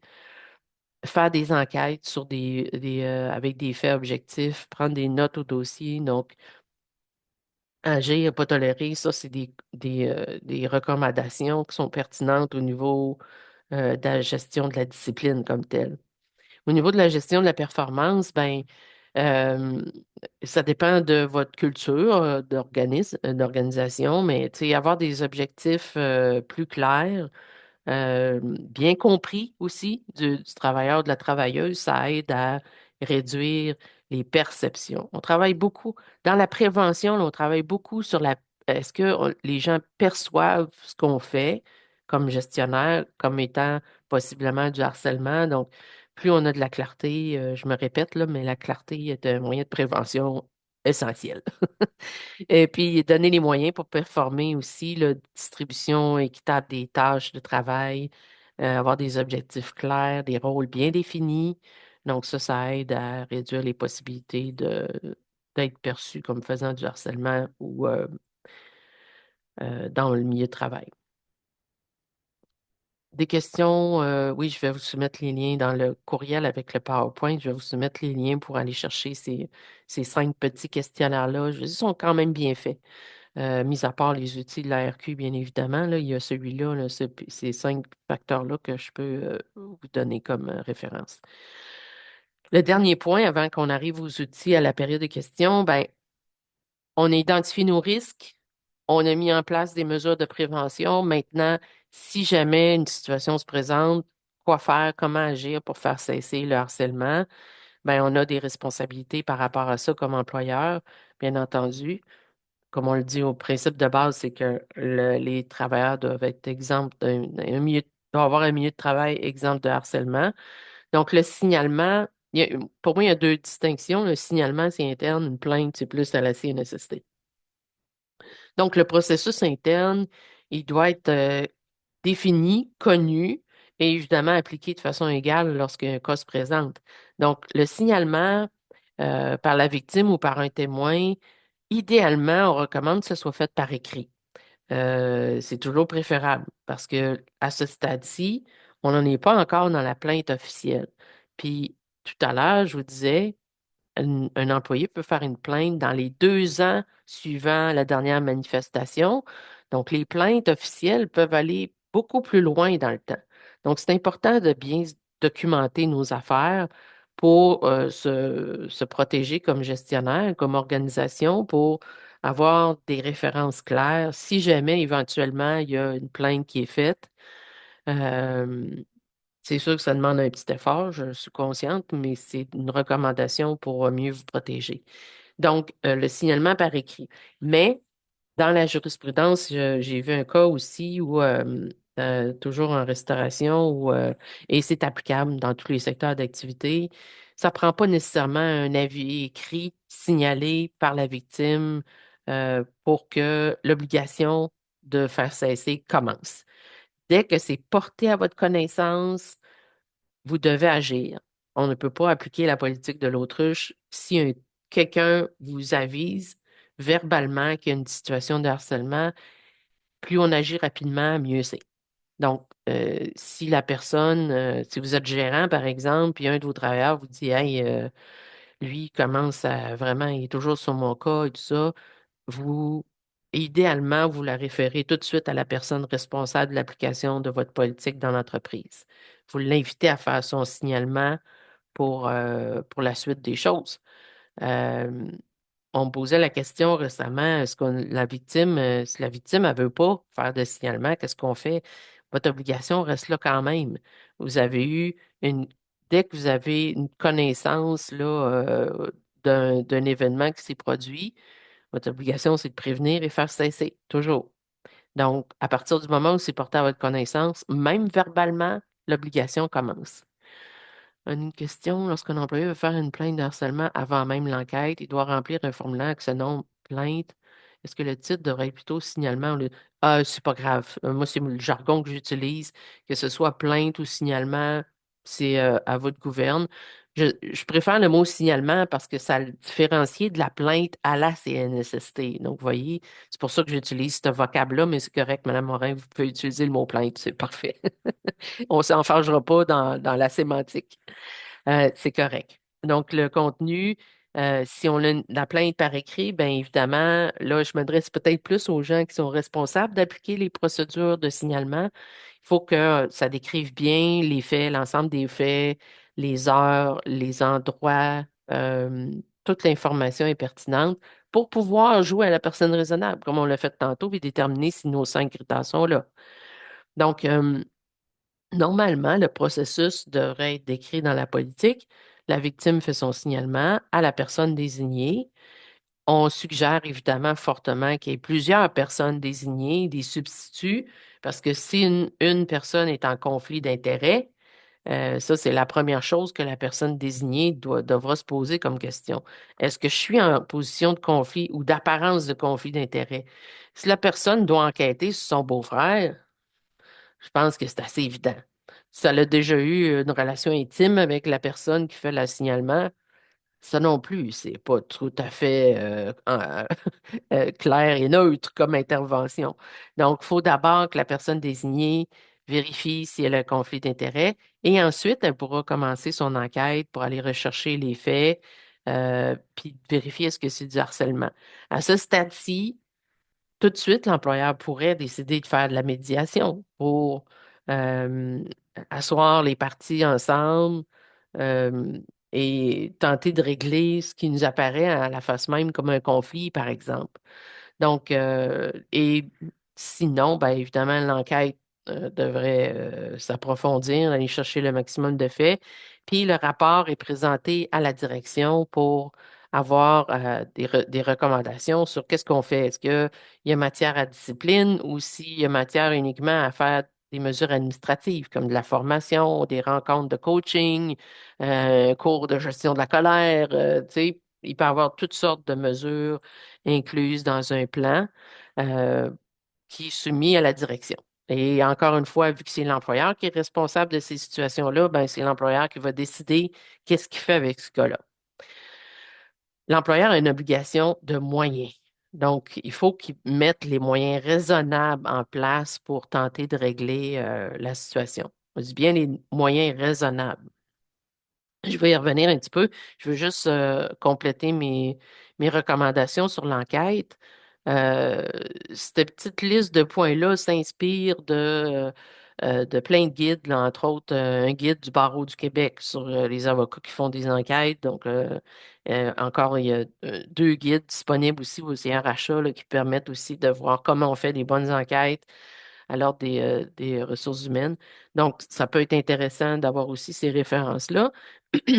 Ce que j'ai recensé là, comme meilleure recommandation, c'est ça doit être fait dans un délai raisonnable. Il ne faut pas qu'on attende 2 mois avant de réagir, là. Tu sais, suite à un signalement, exemple, un employeur c'est un cas justement le même cas de traiteur là, que j'ai parlé tout à l'heure. La personne a commencé à subir des actes de harcèlement de son supérieur immédiat, le gestionnaire autoritaire, en 2021. euh, Plusieurs événements se sont étalés dans le temps. Ce n'était pas à toutes les semaines puis à tous les jours. Il y avait certains mois, il y en avait des mêmes comportements, tu sais, devant tout le monde, des insultes, des cris, euh, des insultes sur le travail, sur la façon de faire. Les périodes se sont étalées de fin 2021 jusqu'en mars 2022 dans son cas. Donc, vous voyez, c'est quand même une longue période. Puis le travailleur en question dans cette cause-là, il a fait une plainte verbale à son supérieur immédiat, puis il en a parlé aussi au propriétaire de l'établissement en disant, écoute, parce qu'il le connaissait un peu, il en a parlé, il a dit, écoute, il me fait du harcèlement, je suis plus capable, je dors plus, j'ai toujours peur de rentrer au bureau, au travail. Donc, la plainte, elle peut être sur des délais plus loin, mais dans ce cas-là, le gestionnaire, il a dit, ah, ben écoute, c'est pas grave, là, tu sais comment il est stressé, puis on passe une période difficile, mais je vais m'en occuper. Puis finalement, le temps file, puis il s'en est pas occupé. Puis ils sont ramassés le tribunal administratif du travail, puis évidemment, là, le juge a décidé de lui donner des dommages moraux de 5 000 $ pour ça, plus compensation de salaire. Les dommages punitifs et moraux, ça peut varier entre 5 et 50 000. Tu sais, ça peut être dépendamment de la gravité. C'est toujours selon, c'est toujours du cas par cas là, par rapport à ça. Donc, ça devrait se faire dans des délais raisonnables. Sinon, on pourrait se faire taper sur les doigts éventuellement, comme quoi on n'a pas réagi, on n'a pas fait cesser la situation. Il faut que ça soit fait dans un environnement neutre. Donc, les personnes responsables de l'enquête doivent euh, faire attention à rechercher des actes, des faits, des paroles, pas seulement dans les faits, il faut qu'ils soient neutres, qu'ils soient exempts d'émotions là-dedans, mais aussi dans un endroit neutre aussi. Si on fait toutes les rencontres sur le lieu même du travail, ça peut avoir l'air un peu bizarre, ça peut être louche et comment on va respecter la confidentialité aussi.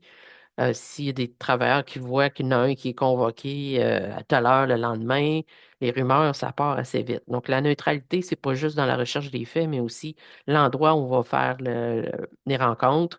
Idéalement, dans un lieu neutre à l'extérieur de votre établissement, c'est préférable. Puis rechercher les éléments de contexte, là, comme le lieu, l'heure, le détail sur les mots, la répétition, les gestes, les conséquences aussi que ça a sur la personne et documenter ça. Il n'y a pas de règle précise sur comment on va documenter ça. Chose certaine, une recommandation que je vous fais, c'est de bien documenter les cas.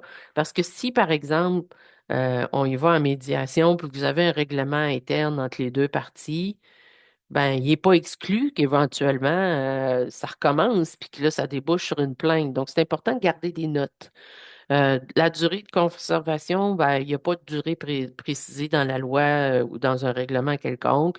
Nous, on suggère, nos avocats, ils suggèrent de garder ça pendant une période de 5 ans, ce qui n'est pas déraisonnable. Ça peut paraître un peu long, mais rappelez-vous que le délai pour faire une plainte officiellement à la CNSST, c'est 2 ans à partir de la dernière manifestation. Donc, c'est 3 ans minimum, 3 à 5 ans, c'est des périodes qu'on suggère de conserver les dossiers d'employés avec ces notes-là en particulier.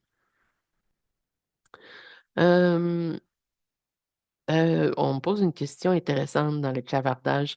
S'il y a une mesure disciplinaire, est-ce que la personne sanctionnée peut porter plainte contre l'employeur parce qu'il a été sanctionné?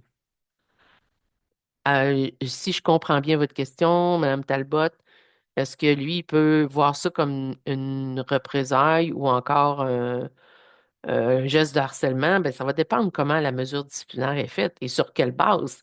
Tu sais, ça dépend des faits. Là, vous m'entraînez un petit peu plus dans la vie juridique, là. Donc, je ne pourrais pas aller sur ce terrain-là nécessairement aujourd'hui. Si vous voulez, je ne sais pas si vous êtes cliente chez nous en mutuelle, mais on pourra fixer une discussion avec un de nos conseillers juridiques, justement, si vous êtes membre de la mutuelle, ça fait partie de vos services. Euh, Malheureusement, je ne pourrais pas répondre à votre question. Euh, il faut aussi, ça j'ai vu ça chez 2 clients, récemment, pas dans le domaine de la restauration, mais chez 2 entreprises manufacturières dans les 2 derniers mois, les inspecteurs ont obligé les personnes responsables de l'enquête à suivre une formation sur le processus d'enquête.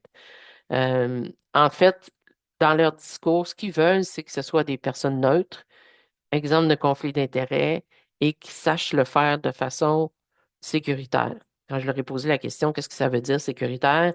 Ben, il faut que les gens le fassent avec sérieux pour ne pas nuire éventuellement à des personnes tu sais, qui n'ont pas fait de harcèlement, autrement dit. Parce qu'il faut faire attention aux conséquences. Les conséquences de cette enquête-là ont des effets sur des êtres humains. Tu sais, si on ne fait pas ça avec sérieux, ben, il peut avoir des conséquences autant pour une victime, si on considère que c'est pas du harcèlement, et ou l'inverse, la mise en cause, la personne qui prétendu harceleur, si c'est pas du harcèlement, puis qu'on définit que c'en est, ben, il y a des conséquences pour cette personne-là aussi, bien entendu. Donc, j'en ai pas plus sur l'interprétation que les inspecteurs vont en faire. Sont un peu dans le même bain. Ils appliquent une nouvelle loi et des nouvelles dispositions par rapport à ça. Le rapport d'enquête, comme je vous le mentionnais, ben, il va identifier le contexte, les causes, etc., puis il va soumettre des recommandations selon le fait que est-ce que c'est du harcèlement ou pas. Puis les mesures pourraient être de toutes sortes de nature. Ça ne veut pas dire que c'est ça exactement ce que je vous montre à l'écran. Ça va toujours dépendre du cas, des faits, puis des témoignages et est-ce que c'est du harcèlement ou pas. Ça pourrait être du soutien psychologique, retirer temporairement la personne de cette tâche-là. Ça pourrait être, par exemple, de la formation. Tu sais, tantôt, je parlais de formation en gestion de la colère. Ça peut être d'autres formes de formation aussi sur la façon d'exécuter des tâches, par exemple, le retrait temporaire du mise en cause et de la discipline. Sinon, ça peut aller jusqu'au congédiement si on a inclus la clause tolérance zéro dans notre politique. Donc, les mesures disciplinaires vont être égales à la faute, bien entendu. Euh, Où peut-on avoir accès à ce type de formation? Très petite équipe chez nous, un proprio, 7 employés, pas facile de garantir la confidentialité.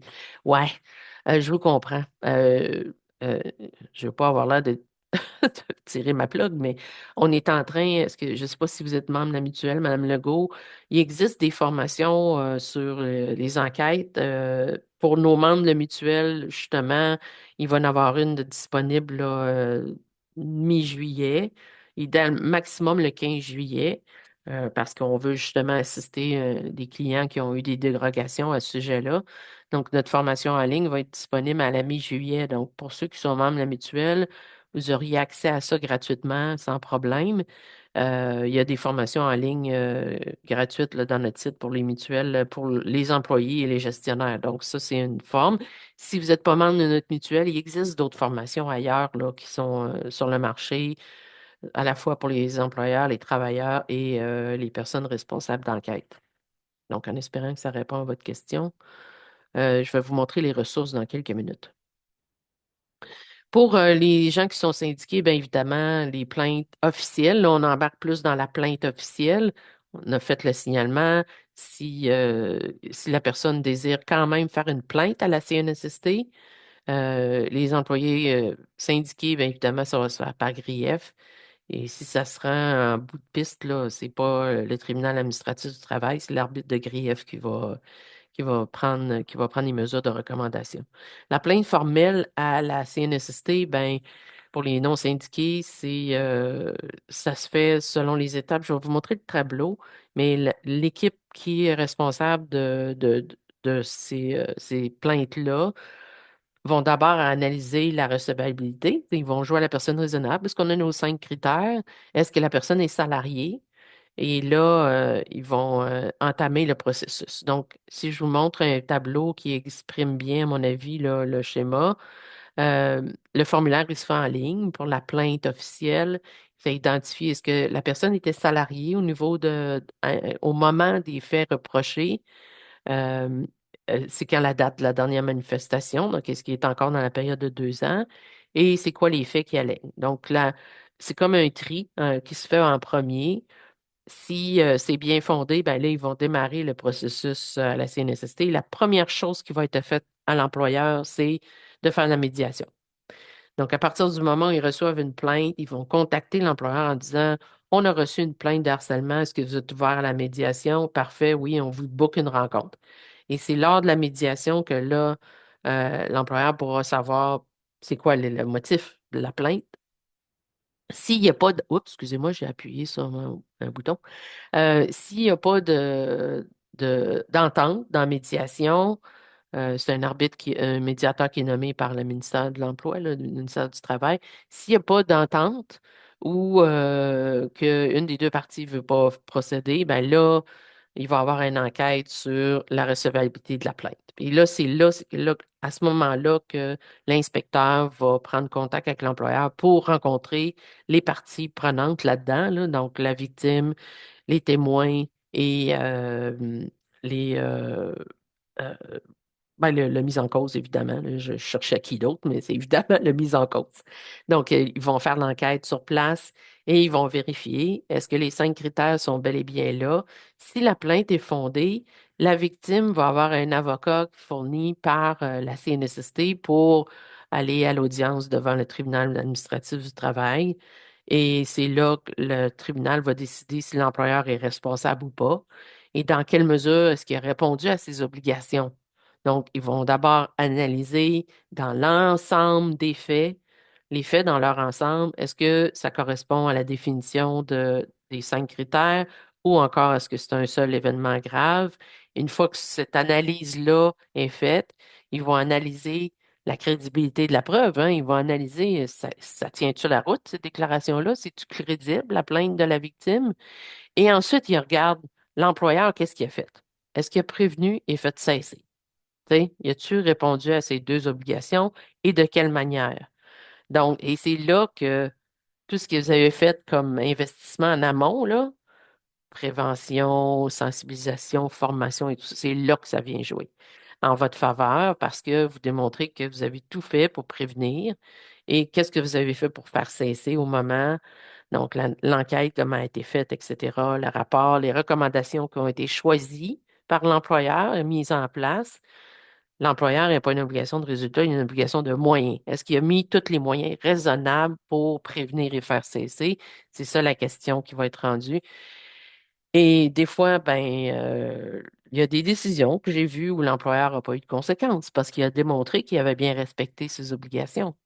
Dans d'autres cas, si on laisse traîner les choses, on n'agit pas, on fait une enquête bâclée, euh, là, il peut y avoir des conséquences pour l'entreprise. Donc, ça, c'était pour la partie contestation au niveau de la CNSST, plainte au niveau de la CNSST. Est-ce que vous avez des questions par rapport à cette partie-là?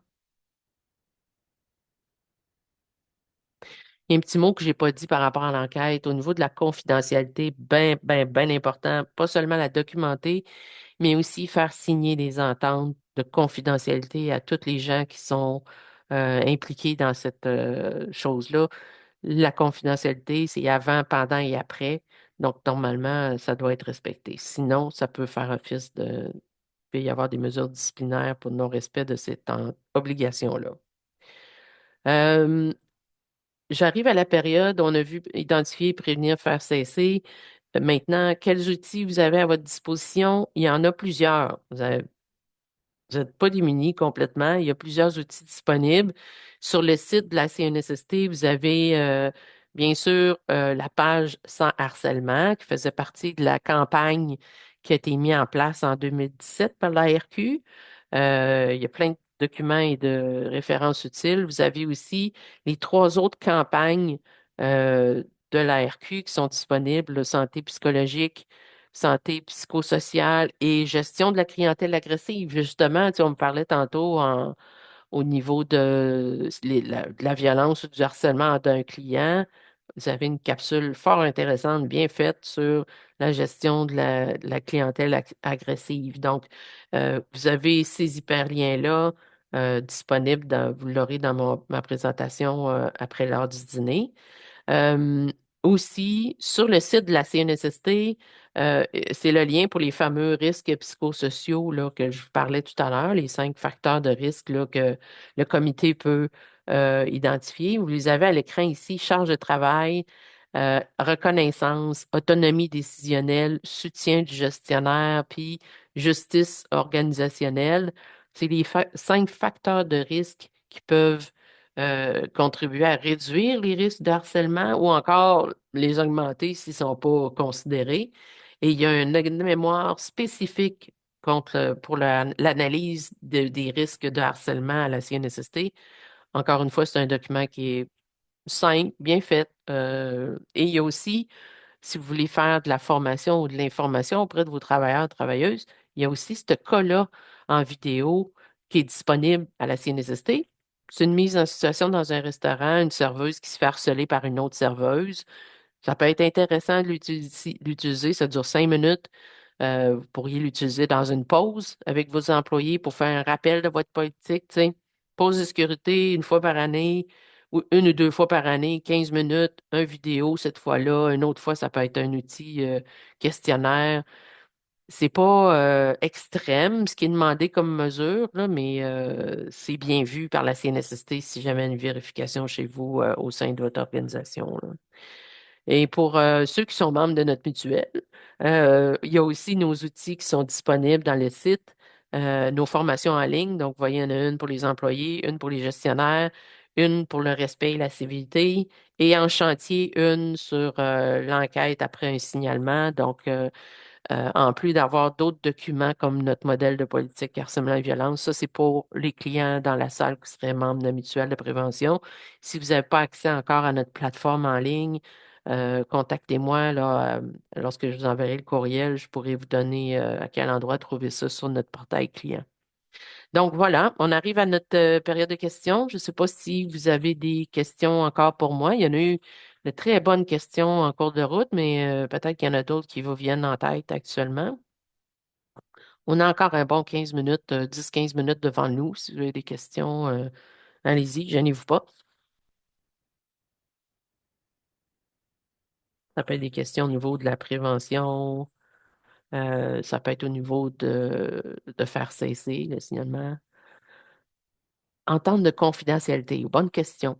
Les modèles, en fait, c'est oui, ça peut être une phrase toute simple. Je m'engage à respecter la confidentialité de tout ce qui sera dit. Je pourrais regarder si on a des modèles disponibles. Ça peut être une lettre toute simple là, pour faire signer la personne comme quoi elle s'engage à respecter la confidentialité dans toutes les rencontres qui vont être tenues par rapport à l'enquête. Donc, c'est assez simple comme modèle. Je pourrais peut-être regarder, voir si je pourrais vous en donner un dans le courriel en même temps. Je vais faire ça pour vous. À quel endroit ce webinaire va être enregistré et sauvegardé? Dominique, peut-être que tu pourrais répondre à celle-là? Oui, en fait, ça sera enregistré et déposé dans l'espace membre du site Internet de l'ARQ, donc le www.restauration.org, et vous avez accès en haut à droite à votre espace membre. Bien sûr, vous devez l'avoir, je vais dire, activé. Si on veut, vous avez eu des instructions dernièrement, les membres, pour aller activer votre espace membre si ce n'était pas déjà fait. Donc, on vous invite à retrouver le courriel et à activer votre espace membre. Les webinaires, les derniers qu'on a fait sur différents sujets, sont déposés à cet endroit-là. Merci beaucoup, Dominique, pour la clarification. Est-ce que vous avez d'autres questions pour moi? Oui, le PowerPoint va être disponible par courriel. Je me souviens pas, Dominique, est-ce qu'on le déposait aussi, le PDF du PowerPoint dans votre site? Je pense que oui. Habituellement, je crois que le PowerPoint n'est peut-être pas nécessairement déposé. Il faudrait que je vérifie notre section webinaire dans l'espace membre, mais quand Ouais, même j'ai assez pas mal. nouvelle. Là. On a fait des mises à jour dernièrement, là, donc Oui, ce serait à vérifier de ce côté-là. Mais OK. comme tu disais, il y a Oui, un je vais courriel qui l'envoyer va par être courriel. envoyé C'est clair. exactement à ceux qui se sont inscrits. Là, donc, Absolument, pas de problème là-dessus. Est-ce qu'il y avait des questions sur des cas qu'on a, des exemples qu'on a discutés ou autres questions particulières? Merci pour vos commentaires, c'est gentil. On dit où on peut retrouver l'espace membre. Dominique, c'est plus toi à répondre à ça. c'est sur notre site internet, le www.restauration.org. Et en haut de la page, vers la droite, vous allez avoir un bouton qui est marqué Espace membre. Donc, en cliquant là-dessus, ça vous amène à votre espace membre et vous avez besoin là, de vos codes de connexion et tout ça. Donc, si vous êtes membre de l'ARQ, vous avez reçu un courriel à ce sujet il n'y a pas si longtemps pour activer votre espace membre, rentrer les informations et tout. Donc, c'est sûr, il faut que ça soit fait pour avoir accès à cet espace-là. C'est que vous avez accès à de l'information privilégiée de toutes sortes. Mhm. Si vous êtes dans le programme d'achat, vous avez des informations là-dessus aussi, là. Donc, je m'étendrai pas trop, mais il y a une section webinaire qu'on a faite pour les webinaires qui sont réservés aux membres de l'ARQ. C'est un avantage pour vous, là, c'est ça, d'être membre. Donc, c'est déposé dans cet espace-là. Alors, est-ce qu'on aurait d'autres questions? Nous avons une équipe avec des jeunes travailleurs. Que devons-nous faire si des échanges d'harcèlement se font en ligne en dehors des heures de travail? Oh, wow, belle question. Euh, S'ils sont, en général, selon, et encore là, tu sais, il faudrait voir dans les faits comment ça s'applique de façon plus précise, là, mais nos conseillers plaideurs ont déjà eu un cas de figure comme ça où deux travailleurs, peu importe l'âge, parce que l'âge ici a peu d'importance, là, à moins que ce soit un motif de harcèlement. Ça, c'est une autre chose, mais la façon de réagir est la même. Euh, Selon ce que nos conseillers juridiques nous informent, c'est que s'il y a un rattachement de l'employé avec l'entreprise, ben, le geste qui est posé, un texto harcelant, qui se fasse pendant la durée du corps de travail ou à l'extérieur, il reste qu'il y a un lien avec le travail. Donc, il faudrait que cette question-là soit adressée comme n'importe quel autre acte de harcèlement ou de comportement indésirable. Donc, vous devez agir pour prévenir et faire cesser. Est-ce que ça répond à votre question? Vous me le signalerez dans le clavardage, Madame Labelle, Bouliane. Donc, l'âge n'a peu d'importance dans le sens que Euh, toute personne n'est pas définie, c'est toute personne qui est inclue dans l'équipe, autant l'employeur, les gestionnaires que les travailleurs. Est-ce qu'on a d'autres questions pour nous? On en a dans les questions et réponses. Dominique, est-ce qu'il y avait d'autres questions soumises?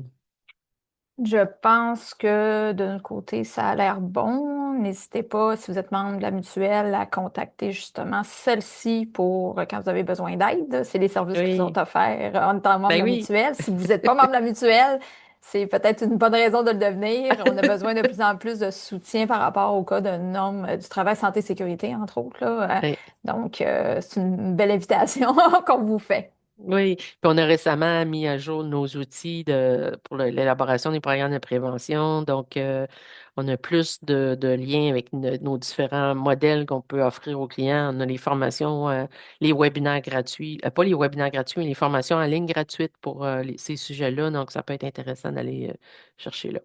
Comment vous savez si vous êtes membre de la mutuelle ou pas? Il faudrait regarder chez vous qui s'occupe des ressources humaines ou je pourrais regarder Madame Talbot selon le nom de votre entreprise si vous l'êtes et je Vous pourrais vous pouvez répondre. contacter aussi Ouais, votre conseiller, conseillère à l'ARQ, dans le fond, qui s'occupe de votre dossier. Elle aussi. pourra regarder, dans le fond, dans votre fiche membre ici à l'ARQ, quel service Oui, vous utilisez ou non. Et puis, on peut faire les liens avec TELUS à ce absolument. moment-là si vous avez besoin d'informations supplémentaires, si vous seriez intéressé ou vous voulez prendre une décision éclairée, là. Donc, contactez votre conseiller à votre dossier à l'ARQ.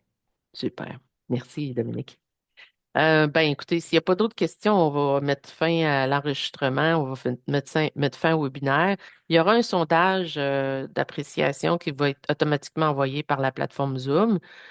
Une minute, c'est super apprécié d'avoir vos commentaires qui seront transmis à la RQ, évidemment. Donc, n'hésitez pas à les contacter. Et si vous êtes membre mutuel, n'hésitez pas à nous contacter pour toute autre question.